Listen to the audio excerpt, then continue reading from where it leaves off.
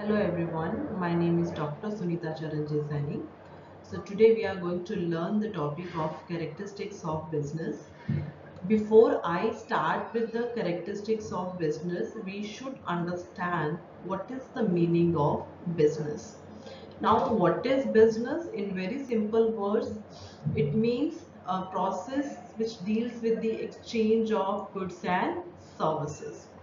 Business is called as an economic activity. Why it is called economic activity? As the main aim of the business is to earn profit. Business is also called as a social activity because in 21st century the aim of the business is not only to earn the profit but to satisfy the stakeholders. So what are the points I'm going to cover in the characteristics of the business? First one is organized activity. Second one is profit motive. Third one is degree of scale. Fourth one is regularity in dealings. Fifth one is risk and uncertain. Sixth one is societal interest. Seventh one is social responsibility. Eighth one is business functions. Ninth one is customer satisfaction. And second last is creative and dynamic. And the last one is government control. So now I will be talking in detail about the characteristics of the business. So starting with the first one, that is organized activity. Why business is called as an organized activity? Because it starts in a very systematic way. The very first thing the business should do, that is to know about the customer, to know about the problems of the customer, or in other words we can say to know what are the needs, wants of the customers. And once the business understand about their customers, their problems, what they are looking for, the second thing is they should understand not only their problems but they should find out the solution for the same, which is in the form of products. And then afterwards they need to ensure the proper supply of the goods and services to the target customers. And business is never stop at the point when the goods are delivered. It is a continuous activity which look for the satisfactions of the customers. So the business has to continuously monitor the satisfaction level of their customers. And the last one is we can say modify the existing product, like as per the change or the preference of the customers. So from this we can conclude that the business is an organized activity. Now moving to the second point, profit motive. Okay, as we all know, business is an economic activity which highlighted that the main aim of the business is to earn the profit. Okay, so like we can say there are core, or you can say organic objectives of the business, where on the topmost comes profit. How the profit can be ensured by the business, because as we know, to survive in the market the business has to earn the profit, and this profit should be the reasonable profit. So we can say the basic objective of any business is to earn profit. And how they can ensure the reasonable profit, the business need to work on the cost cutting measures, as well as they have to ensure they are giving or creating a value to their customers. So we can say the second main characteristics of the business is to earn the profit. Third one is degree of scale. The another core characteristics of the business. Degree of scale means the level at which the business is producing the goods. Okay, so we mostly say it can be large scale and the small scale level. So degree of scale also based on various factors, like we can say where the most important one is the finance, and second one the capability of the business to bear the risk, and the third one is the policy of the business, and the last and very important we can say that is the competition in the market. Because according to the competition level, the business start producing on either on a large scale basis or the small scale basis, keeping in mind the level of competition, which can be like a local competition, or it can be the competition from the uh, other countries, which it may be the competition from the MNCs or the TNC. Now moving ahead with the next pointer, that is regularity in dealings. As we know, a single act or rare act of buying and selling cannot be a business activity.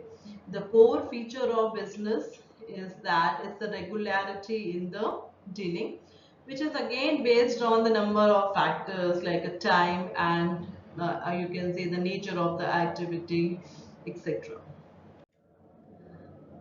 Next one, that is risk and uncertain. I think whenever we used to say the word business, the first word comes in our mind is a risk only. Okay, so we can say the core characteristics of the business is risk and uncertain, because business is a risky activity. What makes the business risky? That is the risk which cannot be you can say insured. Okay, like a change in the fashion taste preference of the customer, it cannot be insured by any insurance company. So the business is subject to risk wherever the risk is bifurcated into two: insurable and non-insurable risk. The risk like damage due to fire, this can be insured, but change in the fashion, demand, supply cannot be insured. Then the risk arise because of the change in the government policy. It can be the change in the technology, talking about the AI, and it can be a recession. You just remember, recall the time period of the COVID when the entire, you can say, world economy was down. Next one is societal interest. As I mentioned earlier, business is an social activity where they emphasize on making a balance between the three core purpose of the business, that is profit, customer satisfaction, and the public interest. So we can say business firm make effort to preserve and promote customer and society well-being. And the another important characteristic, so we can say, is a hot topic also in 21st century, especially after the Company Act 2013.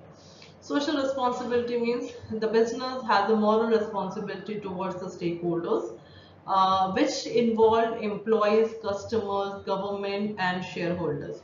So where we are talking about the employees, employees are the internal customers. Okay, and the major responsibility of the business towards the internal employees, that is the we can say the internal customers, to give them proper working environment, give them proper salary, and provide them good working condition along with all the welfare facilities. Second, talking about the customer, as we all are the customers, we have different expectations from the business. As we can say, we are looking for a better quality product. We are looking for a product at a reasonable price, and we are looking for after sales services. We are looking for the business to give us or create a value for us through providing a quality product at a reasonable price. Then government, the major responsibility of the business towards the government is to make the payment of taxes. Okay, so the business should make the payment on time, and they should consider as their moral responsibility. Shareholders are the individuals, these are the companies, these are the financial institutions who have invested their money in the different financial securities. So this is the responsibility of the business to ensure that they are showing the true picture of the business to their shareholders. The next one is the business function. This business function topic I would be covering in detail in my next video. So what are the different functions like production, finance, marketing, sales, personnel, that is HRM, human resource management, public relations, research and development, purchase and storekeeping. So these are the basic functions of the business. Next one is customer satisfaction. You know, when we say business, the next moment the word comes in our mind, that is satisfaction. We talk about the customer satisfaction. Now, what is customer satisfaction? Customer satisfaction is totally based on their expectations. Their expectations should match with the performance of the product. Whenever there is a difference between this, that results into dissatisfaction. So business should not only emphasize only on the profit, but they should focus on the customer satisfaction. The customer would be satisfied when the performance is going to be matched with the expectation. So when their expectations are high and the performance is low, the customer would be dissatisfied. And whenever when they are getting the performance beyond their expectation, the customer is going to be delighted. That's what we say, happy customers. Next one is creative and dynamic. Looking at the picture, that's the thing may come in your mind how creative this picture is. Okay, that's what the business is looking for. Their product need to be very creative, dynamic. It should change according to the change in the environment, like change in the taste and preference of the customer. Creative and innovation doesn't mean coming with always a new product. It may be the modification in the product which match with the expectations of the customers. That is called creative. Business is an creative activity. They have to work on the problem of the customer, and according to the problem they have to come out with the product, which can be the new product, which can be a modified product, because customer never buy the product, they actually buy the benefits. Now the last one is that is the government control. As we all know, there is a need of the regulatory authority to control the activity of the business, as business is answerable to the different stakeholders, so they have to ensure they are meeting their responsibility properly. Now how government can control the business? They frame different act, different law, which every business is bound to follow. Taking example of as this act differ from stakeholders. For example, if we say about employees, okay, so there are different HR law. Take example of minimum wages act, provident funds. So there are different law, different act, keeping in mind the role of the different stakeholders. Okay. Second thing is, as we have specified, business is a social activity. So their moral responsibility is to work for the betterment of the society, where the important parameter is the environment. So the business is bound to follow the guidelines mentioned in the Environment Act 1986. Then FMA, Foreign Exchange Management Act 1999. And the last one is the Company Act 2013. Company Act, initially it was 1956. It is the amendment was done in the year 2030, and this act is called as the Company Act 2013.